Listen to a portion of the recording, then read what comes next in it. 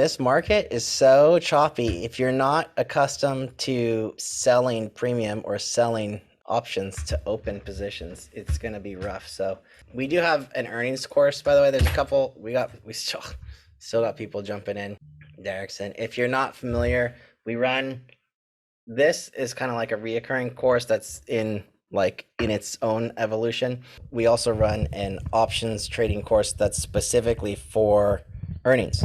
So earnings, if you're an options trader, then you really need to be more like a master of volatility. And the biggest event of the quarter, every quarter, is earnings season. So if you're new and you're just trying to learn about volatility, I will say that taking the options course, the IVES, it's called IVES, Implied Volatility Event System. That course will really teach you a lot about volatility and how it actually changes the prices of options. Even if you don't take any trades, your friends will call you a wizard when it comes to options, just based on how much you're going to learn. All right, I think we gave the crew enough time. I'm about 6 minutes over. Before I get started, though, we're going to talk about options. Options are not for everyone. Options involve risk. And before you start trading them, go ahead and call 1-888-OPTIONS, and you can get a copy of characteristics and risks of standardized options before trading. Coming from the corporate world, we used to have the saying called begin with the end. I don't know if anybody's familiar with that, but this is the last slide of the presentation. So I figured, why not just begin with the end? Just basic thoughts, right? We are here to help you guys out, and there's an opportunity to learn from people that are doing this on a regular basis that we never had. Super grateful for the opportunity, number one, and for anyone learning to trade, man, just take advantage of it. Most of us blow accounts up, myself included, multiple times, right? Before we actually get this down. If you're going to invest in anything, really just invest in yourself, invest in this education so that you don't have to spend the money with losses, learning how it all works. A note on price action also, my specialty is specifically options and very much around the Greeks and things like that, and how to teach people how things will react and how to take advantage of certain situations. This stuff is about half of the battle. Price action is the other half. What we're going to go through today is a lot about what to do once you've entered a position. You need to have a very clear system before you take any trade. And a system is something that has a very specific entry component or a trigger, and it has a very clear way to manage when you're in the trade, and it has a very clear end. So if you're trading based on momentum because you hear a headline or because whatever, right? If you're in a trade and you don't know your exact exit and you don't know exactly what you're going to do if things don't go exactly your way, you shouldn't be in the trade. So a system from a price action perspective is extremely important. The earnings course that we do, it's a system. So you will see beginning, middle, end, right? When you're in a day trade, you should have beginning, middle, end. I'm not going to teach you guys a price action system. There are many out there, but you absolutely should have one. Without further ado, today we're going to go over portfolio and position Greeks and position sizing using the analyzer, and really how do we manage our portfolios and our positions throughout the week, and how do you learn how much do I actually have at risk, right? And how do I make sure I'm constantly booking profits and not holding things that are slowly bleeding and avoiding all of those type of scenarios, right? So a lot of times a newer trader might be buying something that's 3 or 4 months out, and they're like, oh, I think this can still go. And then it comes down a little bit, and they're like, well, shoot, it's going to come back up because I believe in the company, right? And they get a little trading versus investing mixed up. Big deal, right? We're trading. Investing is very different. Options are not investment vehicles. I can't really be more clear on that. Options are trading vehicles. So this is where we started last week, right? And so I'm going to start at a point where we know the criteria that we're looking for. Let's say we've got our trigger from a price action perspective, and we know what we're going to do from there. We've already looked at the volume. We know which strikes we're looking for. This right here, I didn't hit it, but we do have a tuning thinkorswim video. This is the setup that I have on my option chain. If you don't have this setup, and if it's not thinkorswim, that's okay. These are the things that you want to have. Primarily open interest and volume. Must have these things readily visible. So add those onto your option chain. Delta and theta, these are going to be the most important to use. You can put Vega, Gamma, all that kind of stuff into your option chain. Once you learn these things, you should have an idea of actually where those secondary and second order Greeks actually land on the chain just by looking at the price. Implied volatility, also important. That's this guy here. Implied volatility, delta theta, volume and open interest. If you are in Thinkorswim, I have this here. This actually shows you how deep the order book is on the actual chain. It's a pretty cool trick, especially if you're trading any kind of size. This in the background is a Tesla option chain, I think from the last one. So these are bid and ask. So what this should tell you is actually this is how to read kind of the flow. It's the first level of the order book, and it's saying if they're on the bid, okay, this is where the orders are, right? Most of them are being sold at that point in time. It'll change, fluctuate, but you'll also see how deep this is. So the quantity here, if I'm buying this contract, 1070, and I want to buy 10 of them, I'm going to run into something called slippage. That means that I'm not going to get this execution price or anything close to that because there's only one person in the order book that's willing to buy or sell. So if I want to buy or sell more, I'm going to be at a disadvantage. So that's why, from a liquidity perspective, also, I have this here. This is what the last execution was of that specific contract. Implied volatility, delta theta, volume and open interest, super critical. Those are the most important things. Anything else will be optional. What I don't have here is if you're going to be trading options, I don't care what the option opened at today, right? Or what it closed at yesterday. So having, I think some of the defaults are like net change over here. Yeah, get rid of that. That's just going to be distracting. It's not going to help you.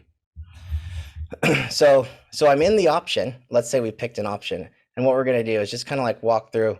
If I pick, let's say this 1040 call, right? I should be able to see, look, okay, it's got a 49 delta theta. I should have an idea of what's going to happen to this contract once I buy it. So that's what we're going to start walking into. Hopefully this is going to be review for a lot of you guys. And again, these are the basic Greeks, right? So everybody learns about this: delta, gamma, theta, vega, right? Quick definition. So delta is going to be your exposure. Exposure meaning if it goes up and or if the price goes down, that's how much I'm going to lose or how much I'm going to make on that specific option. And due to spot means the price of the underlying. So when we get into things like gamma, we start talking about exponential returns. That really is measured in what's called convexity. That is the exponential factor of delta. We know based on last week, we want to pick somewhere around 25, between 35 and 25 delta is actually going to give us a pretty good gamma. I'm going to look at volume. If it has volume, if I can get a delta around there and I get the move, I know I'm going to have this. This is assuming that your price action system works and you follow it. If you don't, you could get hurt pretty quickly. Time decay. Here's the thing about time decay. It is not linear, and we're going to go through that. This is how to manage the option, or the position once you get into it. Intraday, I really don't care about theta during the week. There are 2 days, and we'll get into that. We'll walk through the days of the week and what starts to matter when, even down to the hour. Monday, Tuesday, it's not going to be a big deal. This is only going to be something that an option trader really cares that much about on the back half of the week. On the front half, it's all about volatility. And I'm doing red for things that will decrease quickly, add exponential potential losses. So I do want to be aware of volatility, especially early in the week, and my delta. So those two things are going to come in as we go forward. Here's what people don't know. There are 3 secondary Greeks. Last week, I talked about something called charm, which was delta decay. Delta decay is how fast does my delta shrink? Delta doesn't stay the same. Super weird, right? Vanna is something called skew. And I don't know if you've ever noticed this. Volga is volatility, right? Vanna is skew. Charm is decay, right? Decay of my equity exposure. So if I'm buying time and I don't get the move, even if the price comes back to where I was when I bought it, have you ever noticed that the option doesn't actually come back to the same price? Well, that's because of this. Options are designed to never come back to where they were if the price starts oscillating back and forth. If you hold something and you get a move in the wrong direction, continuing to hold it until it comes back to the price it was when you bought it is let's say, a very challenging endeavor. I'll just put it that way. Volatility, change of volatility. As volatility, and this is why volatility is super important. So remember, we put all those volatility indicators on our charts last week. We'll go into them and how to use these second order Greeks with those indicators. Vega actually increases as volatility increases. So if you can tell just by looking at a chart when volatility is about to increase, then you're going to know. Remember, we said, hey, look, we're going to get an increase in Vega for sure, but Vega itself is going to increase as well. And then this thing called Vanna, I don't know if you've ever seen, we should probably look at like a SoFi or something, but you'll see certain situations where Delta itself actually changes. And this is because of volatility. So if volatility increases enough, your underlying Delta will actually change in addition to everything else. So why is it important to know this stuff? It's actually important to know this because if you were to just buy an option and base your logic on these 4 Greeks, and I totally skipped over Rho because it's not really impactful in this market. Interest rates are like nothing.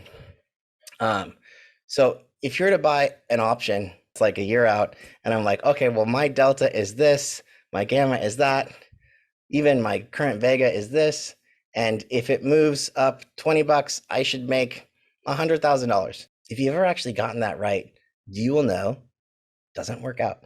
So it doesn't actually work out based on the base Greeks because of the second order Greeks. Why we trade the shortest time to expiration is again, because of this. We'll show you guys how to use the indicators here and be able to see this kind of exponential explosion in volatility coming before anybody else does. Second order Greeks, very much concerned with volatility here. And this one is concerned with time. These two will add Gamma and Vega, which are both multipliers, exponential factors of Delta. 1, 2, 3, 4 of all the Greeks we're going to use for exponential gains. We need to be aware of 1 and 2 Greeks from a decay perspective. I don't need to go a whole lot more. Does anybody have any questions on second order Greeks, just in case you haven't heard of them before? What I can say is it's good to know what they are and to know what they do, but to be able to factor them and watch them, it's not a big deal. And I'll show you how to get around that. This is that example I was talking to you guys about last time. So here's the same Tesla chain from last week. And remember, we went and we said, hey, look, we can buy, this was an 1120 call for the shortest time to expiration for 1350, or we can buy an 1120 call for a week later, pay almost double, more than double, or we can buy an extra month for, I don't know, what is that? 6+ times the price. And when we went through this, we saw, oh, look, they each went up $400. So if I was to look at the Greeks themselves, just the Greeks, I would have said, well, this Greek is a 38 delta, this is a 46 delta, and this is 52 delta. So if I was just looking at that, I would have thought that this might actually be a better deal. But because we have volatility and we understand it, this didn't actually end up being like that. They each went up, was from $13 to $400, give or take.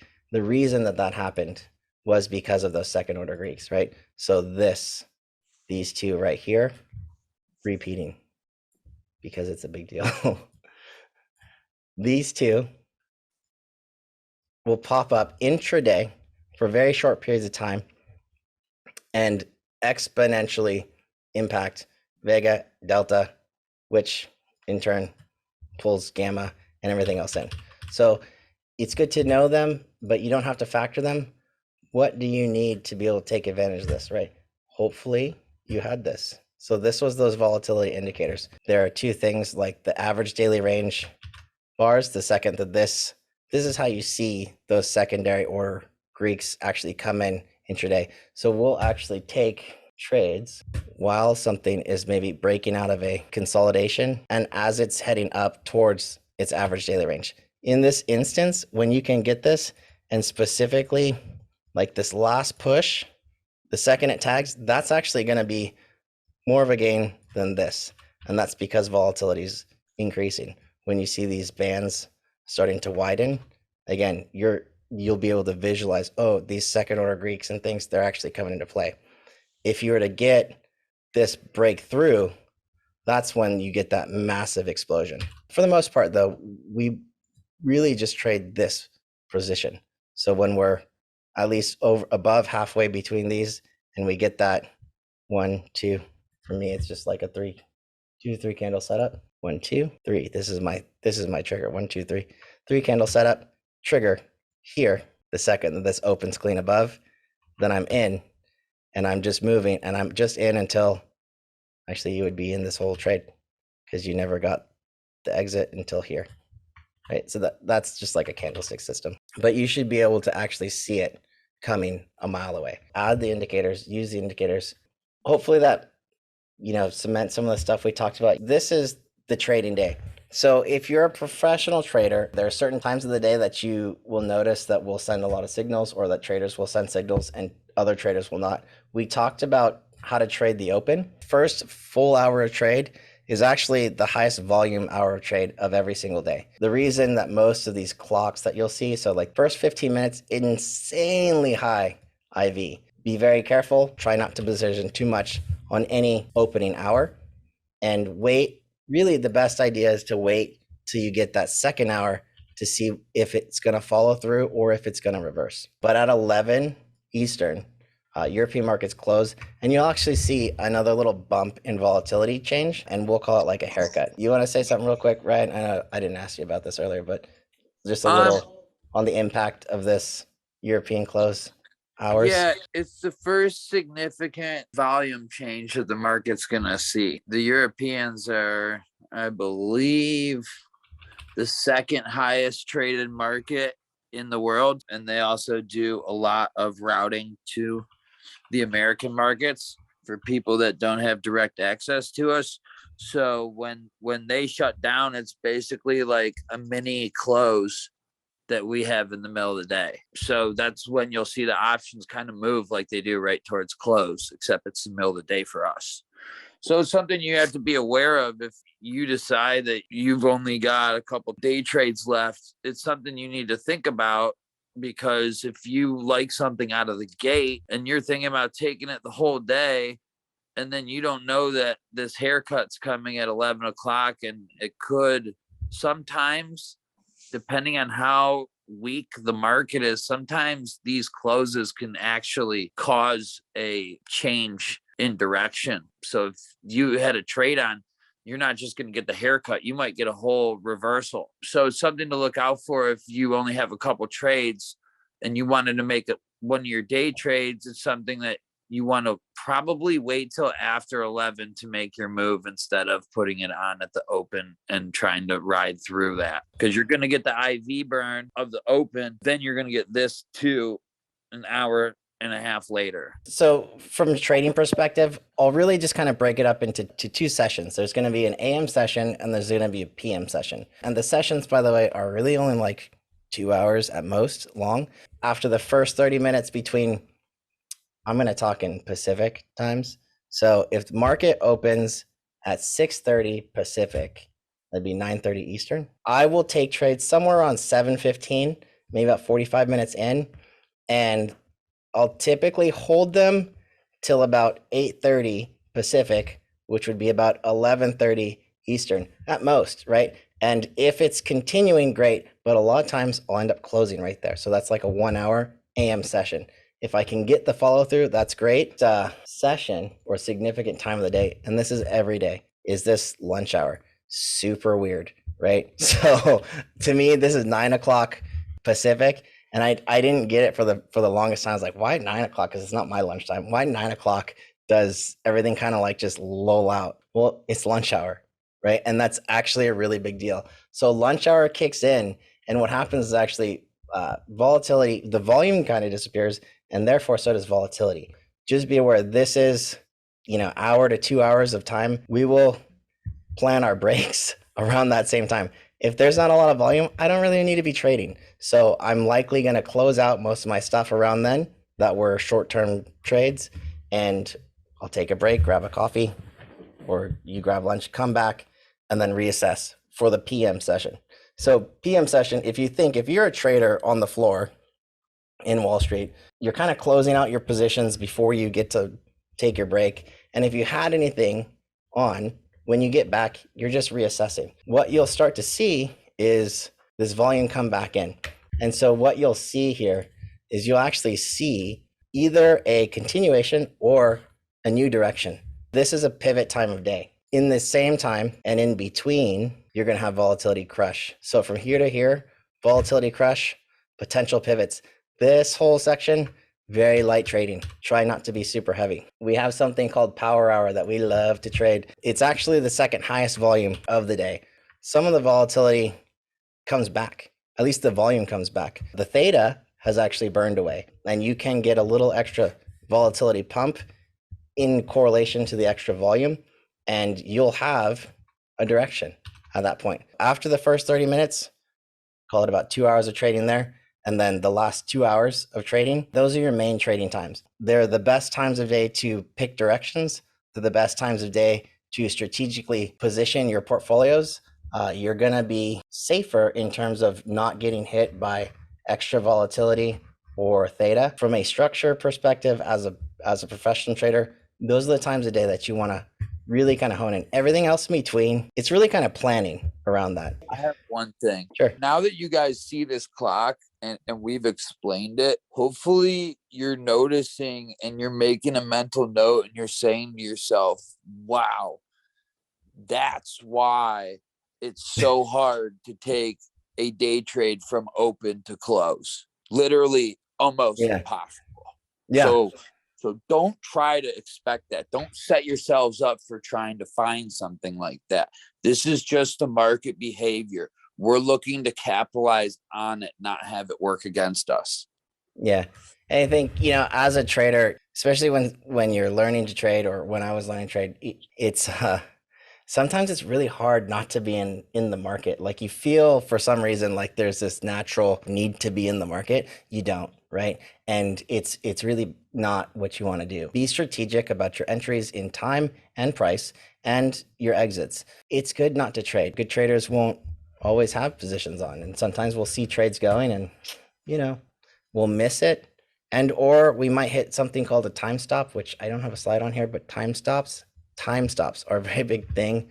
Take this kind of clock and make your own time stops for day trades. That's something I need to work on, actually. is letting the trade, if it's not there and you've sat there for a half hour, it's not going to be there anymore. So you got to walk away. You can't just hold on the whole day and force yourself to take it if it's not there.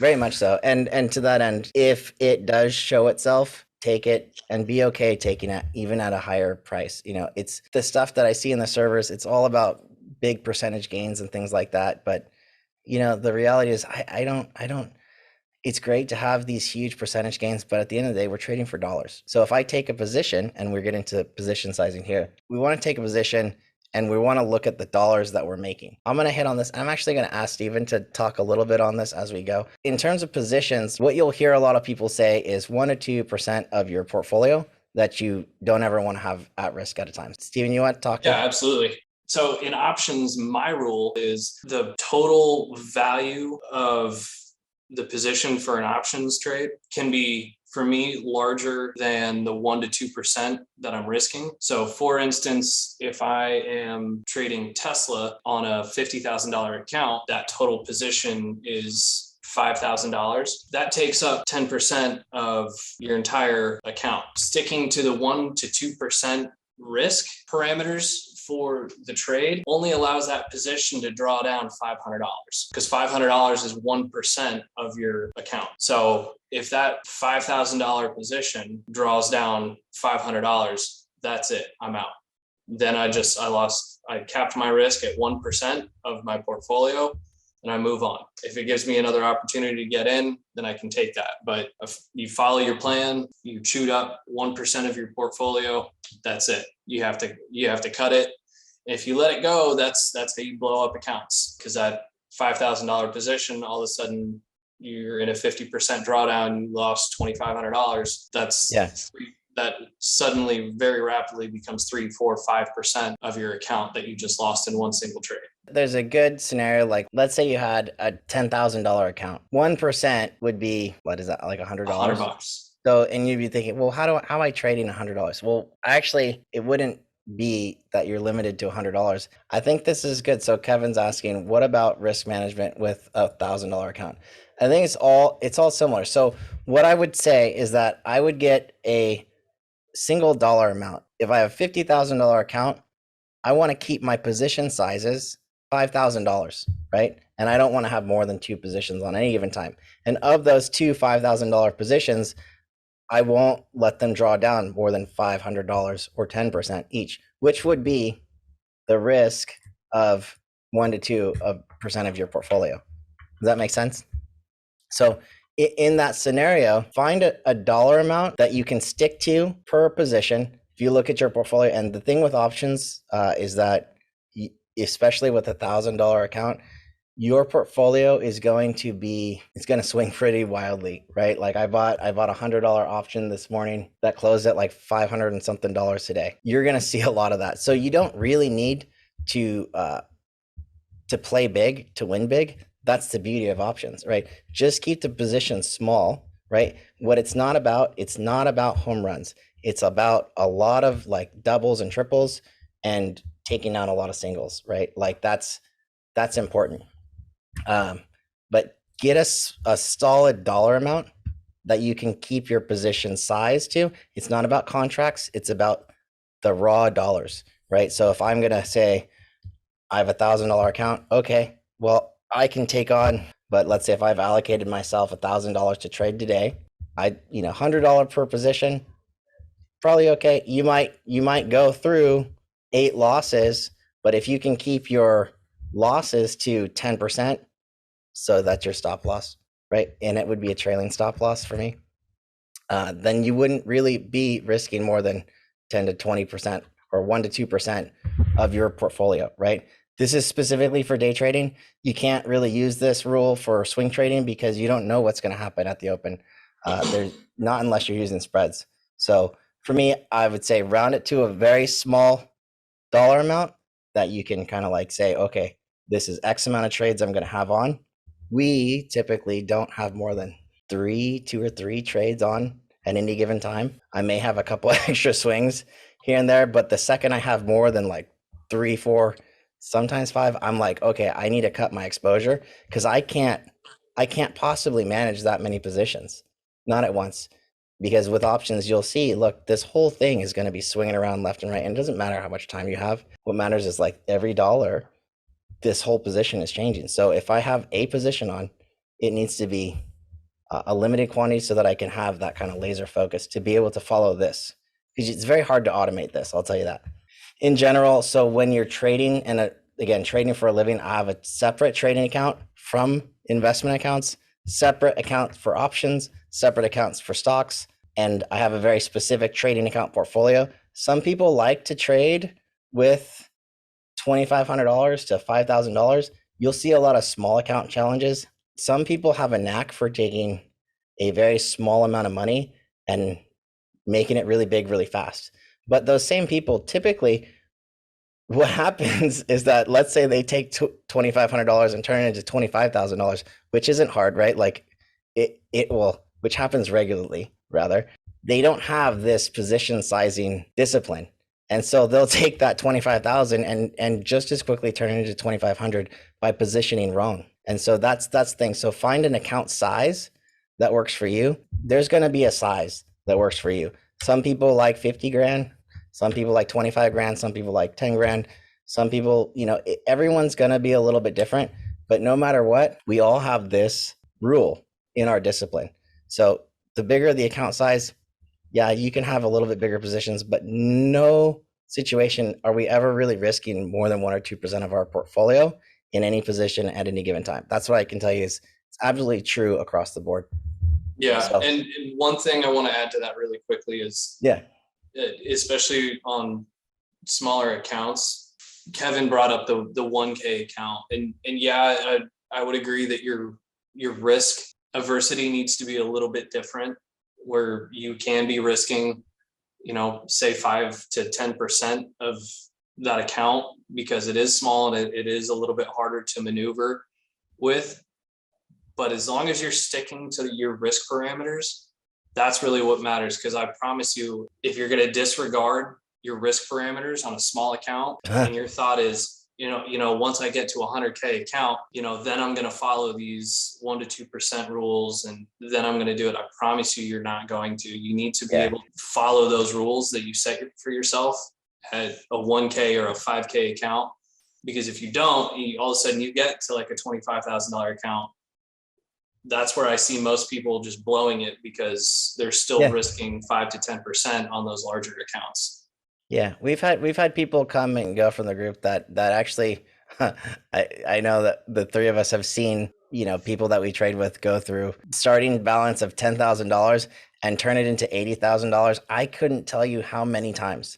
But at the same time, those same people somehow find a way to turn that $80,000 into $10,000. I can't tell you how many times, right? It's the same, and it's just this vicious cycle. So for me, like find that balance that works for you.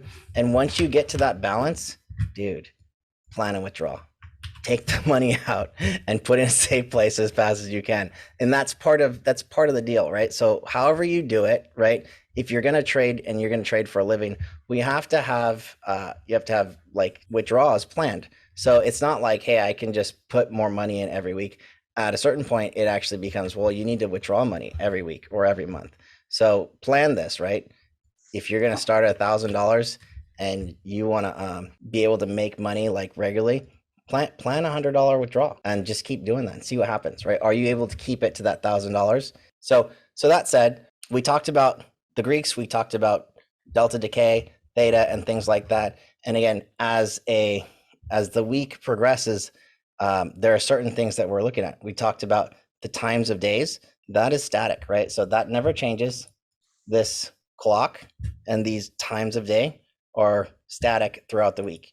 What is different is what we do throughout the week, and the way that we think throughout the week. So every week begins on Monday.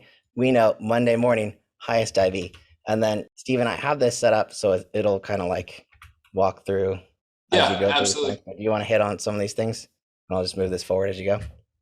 Yeah. So Monday and Friday are huge days to pay attention to. Jason touched on the time stops. Monday morning, it's imperative, and Friday that you adhere to these time stops. Monday morning, the AM session, super, super volatile. The market's trying to pick a direction at this point as to where we're going to see momentum and where we're going to start moving. So you're going to get a lot of whipsawing back and forth, and the options contracts, they account for this in the form of IV. So IV is going to be elevated Monday morning because it's not sure where we're going yet. Monday mornings, I will typically reserve that time just for really quick scalps. I'm going to avoid averaging down in positions in losers. Instead, I'll cut them very quickly, really quick. If it draws down 10% of the option contract, I'm out, because chances are that price is not going to come back. At the Euro close, like Ryan mentioned, at around 11, my time stops personally are at 11:30 on Monday mornings. By that time, everything is starting to contract. The IV is quickly dissipating by that time. The afternoon session, we should have a clearer picture on where price is moving for the week. I'll slowly start to position in, anticipating stuff for the rest of the week, sizing up positions. I can start to be a little bit more aggressive in the afternoon sessions on Monday. Yeah, very, very much the same. Love trading. And this is our game time right here. Do you want to tell them about Tuesday? Tuesday is full tilt, full positioning. Monday should have given you, Monday should have given a clear picture to where price is going to move for the rest of the week. Your setups that you planned out Sunday, Monday should have either validated that or invalidated that and given you a new direction to trade. Right. So Tuesday, we are full steam ahead, full position sizing, ready to go. So it's Tuesday, we're ramping up position sizing. Wednesday afternoon, I'm starting to pull that back. Wednesday in the afternoon session is when you're really going to start to see the IV and the delta decay, as well as theta is going to start affecting positions. If they move against you, they're not going to come back nearly as much. As you're going to see this happen a lot in the Wednesday afternoon session, and the decay across the board, IV, theta, all of that stuff really starts to come into effect Wednesday afternoon. So we start taking anything that's in profit, start trimming that back, start taking profit, making sure you're securing it for the rest of the week. I'm just going to load this up and then you can walk through it. Thursday, similar morning session for me. Really quick scalps, because if stuff starts to move against you, this is where it's even more exacerbated, and the positions are going to quickly move against you. If you're not in an active breakout to the upside or the downside, they're going to start to really move against you. So same thing Thursday afternoon, we're really focusing on quick day trades. Anything that we were swinging from Monday afternoon to Tuesday, really closing all of those swings out, just because Friday, if you swing it into Friday, you really run the risk of all of that stuff collapsing on you. Even if it moves in your direction, you're going to see the price in those contracts really start to dissipate unless it's super deep in the money, by which time we would have taken profits on those anyway. This session and this session are probably my heaviest trading sessions. And if I'm going to swing anything here, I'm out and I'm out, if that makes sense. I'm monitoring. This is like Wednesday's kind of like your midweek checkup. So I'm checking up on my positions that I was swinging, let's say, for the week, or even stock, right? Doing a health check, really setting trailing stops or stop orders, making sure that I'm taking profit. From an options perspective, anything that was opened over here, it's pretty much closed out on Thursday AM, actually, if not Wednesday PM. And then you shift to day trades, because all of this stuff that was opened over here, it's pretty much done. And you can start to do lighter positions. And when we say day trade focus, and I'll just talk about, this is full position day, half position size there, trimming my full positions here. And then this is like 25% position. This is like 10% position on Fridays. But that said, Fridays, I'm doing like 1 or 2 contracts. Yeah. And I mean, like, if my regular position was $5,000 and I'm doing a 10%, I'm like, it's a $500 day, $500 position day on Friday. There's a very special situation that happens on Friday, $100 or less trading day. Sometimes, well, actually in the PM session, your trades are like, you'd be hard pressed to find a contract that's going for more than $100 on a Friday.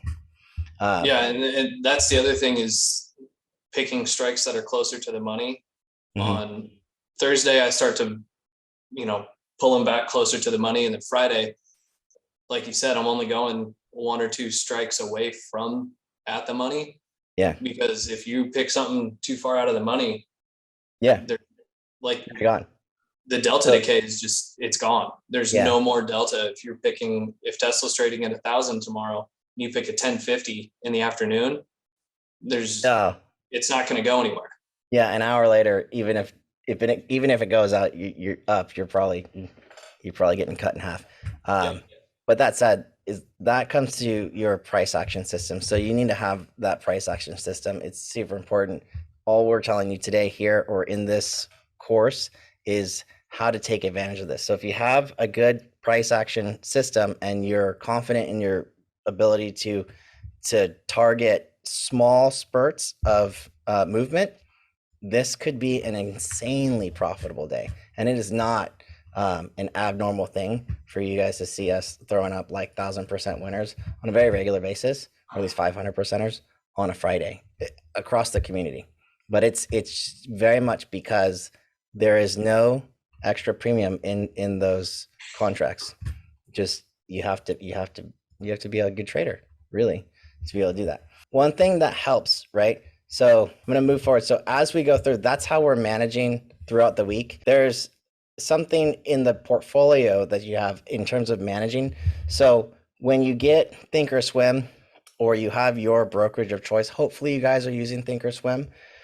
This is on your monitor tab.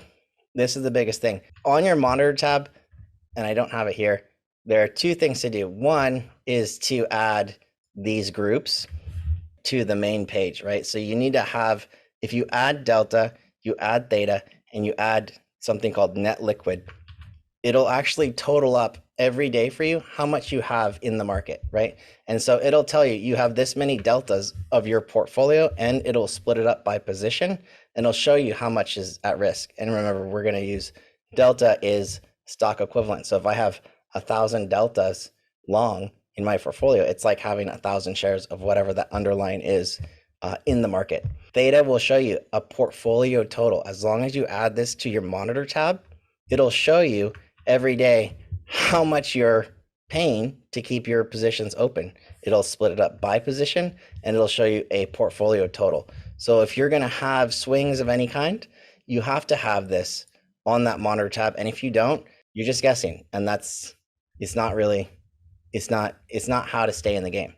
The rest of this net liquid, super important. The total dollars that you have invested, whether it's a credit or a debit, meaning like you paid or you received money to open the position, this will tell you what your total exposure. For whatever reason, I don't know why, it doesn't have this on there by default. But these three things at a minimum, like you have to have that added to your monitor tab on the TOS desktop application. And you check this every day. We're not taking trades in the last 10 minutes of the day. We're closing things out in the last 10 minutes of the day. So, or even 30 minutes of the day. So take that time every day, make a habit to go back. And if you trade live with us, I'll just be like, guys, just go check your portfolios, make sure you don't have anything stupid on. Like, I can't tell you how many times, like, even to this day, I will go look and, oh crap, I forgot I had that, right? Like, just make a habit of going back, checking your portfolio to make sure everything's closed out and that you don't have anything stupid on in your portfolio, because you'll be surprised how often that you do find things. In terms of managing the different positions, so there's one thing in the monitor tab. These are screenshots from the monitor tab. If you hit this little, it's like 3 lines on the box, there's something that'll pop up that looks like this. Click on this group symbols by, and then you click on spreads. What'll happen is that this box here will pop up. In this box, just click this stock button. And this is if you have stocks in that same portfolio. Just by doing this, checking this button, all of a sudden it'll like whoop, separates all of your stocks from all of your option positions, and they'll show up in their own little category, nice and clean for you. And all of this will be perfectly displayed by position, by portfolio, etc. So these two, like, make sure this is on, right? And make sure you have these two things on, and you're going to be able to manage your whole portfolio significantly better.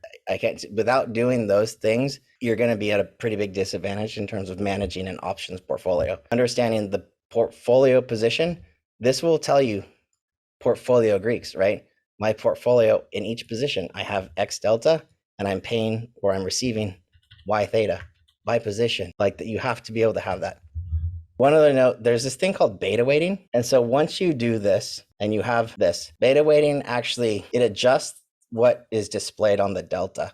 So I put this thing called SPY here, where this will be empty, this little box. If you type in SPY, so you have to check this box. It's by default not checked, but check this box and then type in SPY. And what'll happen is that it'll adjust the delta. And what that does is it actually tells you what your specific portfolio is compared to the S&P 500 ETF. And so if you see something like your deltas might have been plus 1,000 for those positions, but once you do this, all of a sudden it's probably gonna decrease significantly, and it'll tell you what your portfolio skew is compared to the S&P 500. And the deltas that it shows is in terms of SPY. So if I'm coming into tomorrow with like let's say I have a lot of short positions, like a negative 5,000 delta portfolio after beta weighting, that's saying that you're basically short that many S&P shares. This here helps you tell what's my skew. And so coming in every day managing, you actually want to be pretty neutral. I want to have a positive theta across my portfolio.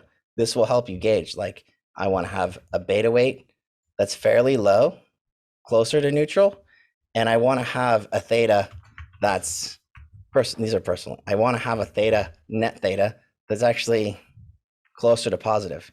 If I don't, maybe that's my skew of how I feel in the market. But again, these are the things that we have to use in terms of like gauging where my exposure sits in terms of the market. So, oh yeah, there it is, beta weight. So ideally, you want to be neutral, and it's going to tell you what's your real net exposure compared to the S&P ETF. When you go into spreads and longer term trades or things like that, there are certain types of orders that you want to do. And I think this class is really about like how to maximize your entry, get your kind of precision entry, and also your exits. So I just want to tag on one thing. Steven, I don't know if you want to talk about entries also, and then we'll kind of hand it off to Ryan after that. I do something called middling, and this is a personal thing, right? So it doesn't work for everybody. I can tell you that when you're using spreads, entering a spread trade, you can't really just hit, buy, right? Because your spread, it's going to be normal spreads, like the difference between the bid and the ask. On a single contract, not so bad, not usually. But when you have a position that's made up of more than one option contract, you double that spread. So it actually becomes a pretty big deal. On your spreads, if you're entering a spread, you need to use a strategy called middling to get a better execution and a faster execution. So if this is the spread, mid and natural, that's what a spread looks like in Thinkorswim. You want to do something that's about 25%, somewhere in the middle, not dead center. Definitely don't want to put too far over, right? And you guys will see, like, if we're doing lots of trades together, if you put something if you bid too low on a spread, especially if the volume's not really there, like, you can mess up the whole order. And the market maker is going to see that. They'll be like, nope, I'm going to raise this thing. You're trying to lowball me. And they're going to mess with you. You'll see that pretty regularly. So the best rule of thumb for me, I just kind of put it right about 25% from the ideal entry or exit that I'm looking for. And I'll kind of just sit there and wait for about 20 seconds. If it doesn't get executed then I'll change it, right? Cancel, replace. But this is what middling looks like. And it's specific to spreads. I know for calendars and things like that, it's a big deal. Steven, do you want to talk about like day trades and single leg options? Sometimes it's a different strategy. You don't necessarily use this that often. Yeah. Well, I mean, it depends on the underlying too. If it's, like SPY, I just go straight at the ask, lock it, and then it'll get filled instantly, because you don't really need to worry about doing it on super high liquid stuff like that, because SPY specifically, there's usually only a 1 or 2 cent spread on those outrights. But I do this on stuff like Amazon and Tesla, where you're looking, the bid and the ask, there could be a $50 wide spread there. So I'll go sometimes 100. Right. Yeah, exactly. So I'll do this exactly on the outrights that are the much higher dollar outrights. Yeah. So Tesla won't quite go as aggressive as you do, as trying to get like the exact metal. I'll go, 10 to 20% lower than what the ask is. And if it doesn't get filled immediately, I'll bump it up $5 or $10 and then try again. Because with those day trades, if it's not, especially in the morning, if you don't get in immediately, it can just leave without you. And I don't want to try to chase it down. Yeah. So that's why I try to make sure that I get filled almost immediately without going all the way to the ask. Yeah, I think it's about time, right? And precision. Like, it's if you get your trigger from a price action perspective, you need to be able to act fast. And so this is, if you're trying to lowball the order, you're not likely to get filled unless it's on a pullback. And if it is a pullback and you lowballed it, well, you might not actually want that execution, because your trigger might no longer be valid. So I don't ever put like super crazy lowball orders out there if there's a possibility that my price action trigger might not actually be valid anymore. And I can tell you for the most part, I don't know a whole lot of people that ever do market. I can tell you that if you send any order at market, you can't expect to get even this price. You might get something crazy different because of that. What I showed earlier is the order book. It's something called slippage, especially if you're doing multiple contracts. You're only going to get the fills that are there. And if there's only one or two buyers or sellers on the other end at the first level of that order book, and you're trying to buy or sell 10, well, you're going to take just the next best order. And somebody might have a crazy high sell order, and you're going to have a crazy high buy order, and you're going to immediately be there at a loss. And that happens all the time too. Yeah, that's called slippage. Slippage, it's a big deal. But again, why we look at this tight bid ask spreads and the volume is to avoid those situations. There's one other thing. So I showed a couple of charts of the options before right here, right? So just so that you guys know how to do it, this is what you do. So you would go into the option chain and you right click. If you right click the option itself, this little box will pop up. You have two ways to do it. If you know how to use quick charts, you can just hover over this more info and then click this quick chart. There are certain things that look like quick chart, like there's quick quote, that's different, market depth different, trigger different. Quick chart is the one that you want to look at, or you can just copy it and paste it into your chart tab. Either way will totally work for you. Yes, there's this TOS syntax in terms of reading the specific options. You can memorize that if you want, if you're like coder dude, but for the most part, they're, just copy, paste it into whatever chart. You can link things. I won't go there, but that helps a lot of people if you're new to option trades and you're just not trying to do all the crazy math and you do send it to a chart. You want to see something that has pretty full candles on the option, just like you would on a stock chart. And you'll be able to see, look, how is this moving compared to the underlying stock and what's happening with the Greeks. What I would say is, like, if you want to buy something on a pullback, it's good to know like where has it wicked down to, that you won't really be able to calculate just by doing math or mental math. It's easier just for me to be able to see, hey, look, okay, well, this traded down to like 750. And so that would be good. If it's later on in the day, I might expect it to go down a little bit lower. And if I have a target that was the prior highest price of that same day, I have to know, because of Greeks, if it ever hits that same price that same day, it's not likely to actually be at that same price. So that can't be my target. It's got to be more like here.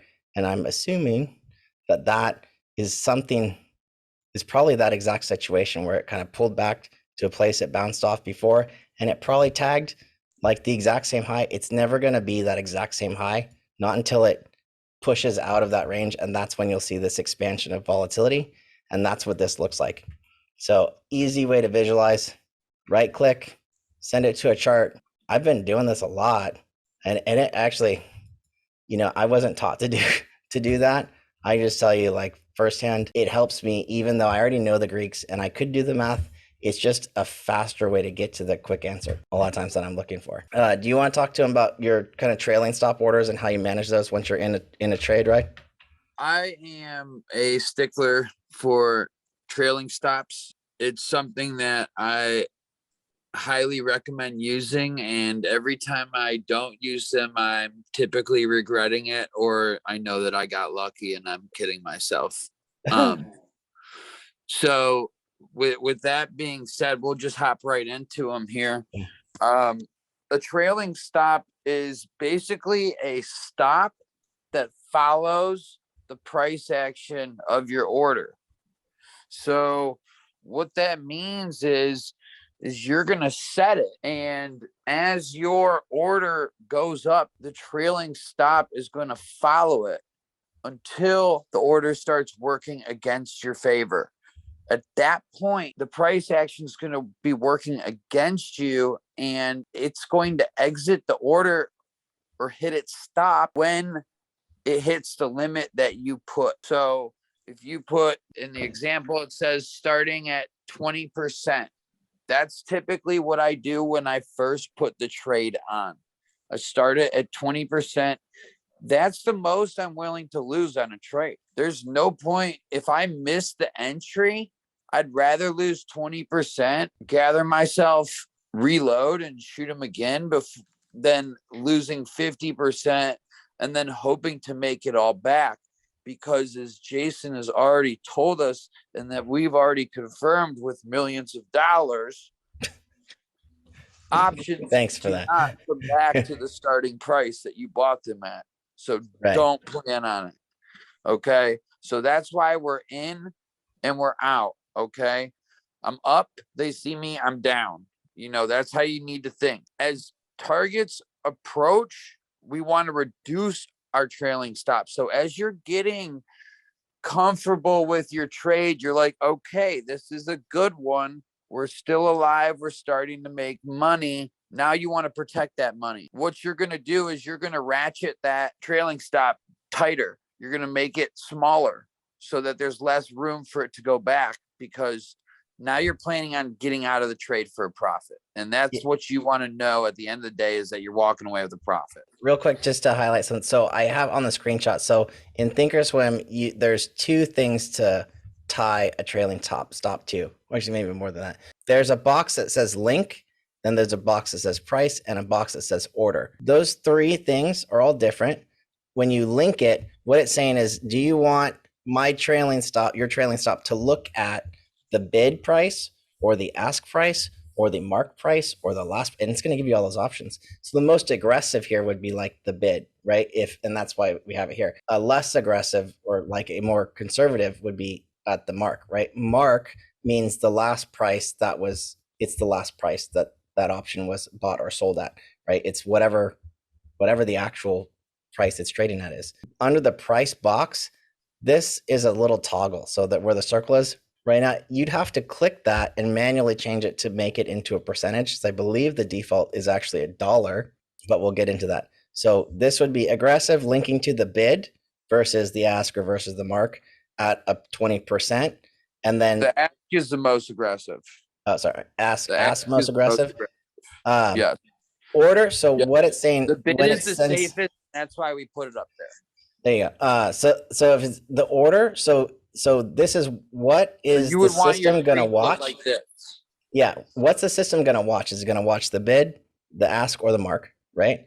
And then when it sends the order, what do you want it to send the order at? So mark is the last price purchased. That's the default, and probably what most of us use. And I think that's perfectly fine. If you change, actually, you want to tell them what happens if you change it, Ryan, from like the mark to the ask on the order sends? So, what we mean by more adding more risk or being more conservative, if you look at when you're thinking about how something moves, the bid always falls out first, and then the ask typically stays the same for a while, and then it all moves at once.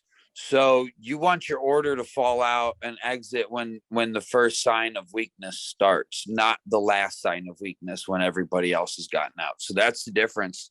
So when you link it to the bid, you're linking it to the back end of the trade, and then you want the execution to be based off of the mark, which is the middle, the average of the price actions. In case it gets blown up and wide on you, you want that average. You don't want, something I've had it low. set. I've had it set to send it like the ask or something like that, and that'll burn. Well, what he means by I've had it happen where, like, if I have a trailing stop and I want it to send it, let's say ask, and it triggers because what it's linked to triggers, and it sends the order. But if I have it set at like the ask, that's more aggressive. Like, it never went through. The order's still sitting there, and now the stupid thing is still just trading way down there, right? So you want to have this at like the most like current pricing. Yeah, I think that's what I had to say. So the price. So this is an example toggle. There's a plus minus. If it's a smaller price contract, sometimes people do this. Percentage is good in general. You'd have to go in, right click it on the option chain, and then hit cancel replace, and this box will pop up for you. You can change it there. You could just tap that. It's a toggle. You can change it to dollars, and then you're just kind of tightening it up. That's to use trailing stops. That said, from a price action perspective, this is more a passive way to exit a trade. An active way will be more profitable for sure. Like if you've been charting the option, you'll know, oh, this is the highest, take it, right? It'll definitely be a little bit more profitable. And there's one really, really important type of trade that I really wanted to go over, and it's called a bracket order. A bracket order in Thinkorswim is called an OCO order, and it looks like this right here. So this is your order box in Thinkorswim, and at the very bottom left, there's something that says advanced order, and if you click this little arrow, it's gonna default and it'll say single, right? So single meaning one order. So a bracket order is it's a type of conditional order. It means one cancels other, and essentially it's sending two orders at once for the same position, and whichever one executes first, it's going to cancel the other one. But Ryan, you want to walk through that real quick and like how to set them up and what you do? Basically, what you guys want to do for an OCO order, that's your top and your bottom, I guess, is the way you want to think about that. An OCO order would be something that you would use to get a range, if that makes sense. So you'll have two types of orders on it. So it'll be like a limit and. So this one has both a limit order and a trailing stop order Right in here. That was supposed to be percent. So yeah, you have your trailing stop and you have your take profit at the same time. This is ideally the best kind of order to have working. One thing that you have in Thinkorswim, you have to have the same TIF as time in force.